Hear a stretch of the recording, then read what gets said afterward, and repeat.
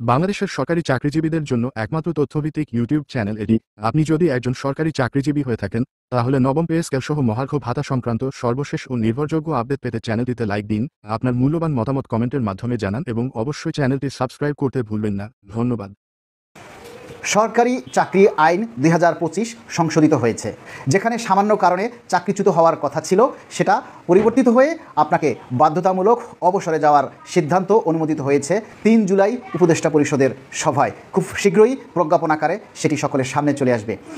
আমরা সরকারকে আন্তরিকভাবে ধন্যবাদ জানাই এই চাকরি আইন সংশোধন করার জন্য। এরই সাথে আমরা ধন্যবাদ জানাই বাংলাদেশ সচিবালয়, যারা এই সরকারি আইন বাতিলের জন্য নেতৃত্ব দিয়েছেন, আন্দোলন করেছেন এবং এরই সাথে একাত্মতা প্রকাশ করেছিল বাংলাদেশ সরকারি কর্মচারী কল্যাণ ফেডারেশন, 11 থেকে 20 ফোরাম সহ দাবি আদায় ঐক্য পরিষদ।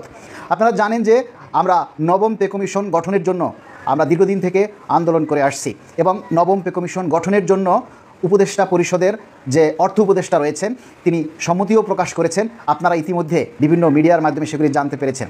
আমরা সরকারের কাছে উদাত্ত আহ্বান জানাই, এই অতি দ্রুত সময়ের মধ্যে এবং এই জুলাই মাসের মধ্যে নবম পে কমিশন গঠন করে দিন। আপনারা ইতিহাসের পাতায় স্বর্ণাক্ষরে আপনাদের নাম লেখা থাকবে এবং আপনারা যদি এটা বাস্তবায়ন করে যেতে পারেন তাহলে সরকারি কর্মচারীরা আপনাদের প্রতি আজীবন কৃতজ্ঞ থাকবে।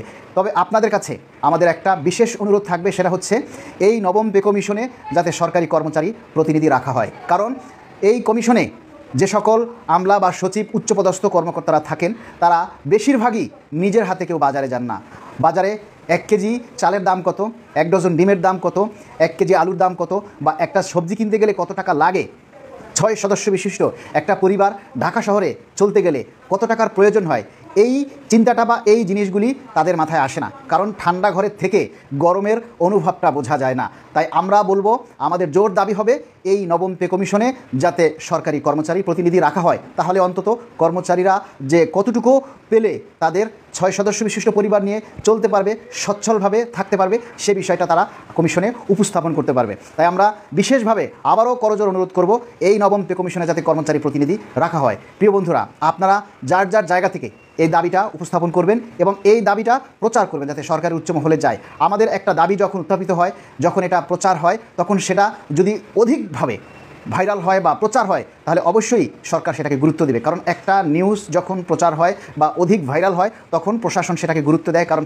সেটা গুরুত্ব না হলে ভাইরাল হয় না, বা গুরুত্ব না থাকলে ওই নিউজটা অধিক মানুষ দেখে না। তাই আপনারা আপনাদের দাবির প্রয়োজনে, আপনাদের সচ্ছলতার কারণে, আপনাদের বেতন বৃদ্ধির কারণে আপনারা এই দাবি যে কোনো জায়গা থেকে, আপনার নিজেদের যার যার জায়গা থেকে উত্থাপন করবেন এবং এগুলি প্রচার করে সরকারের কাছে আমাদের দুঃখ দুর্দশা এবং আমাদের অধিকারের কথা পৌঁছে দিতে সহায়তা করবেন।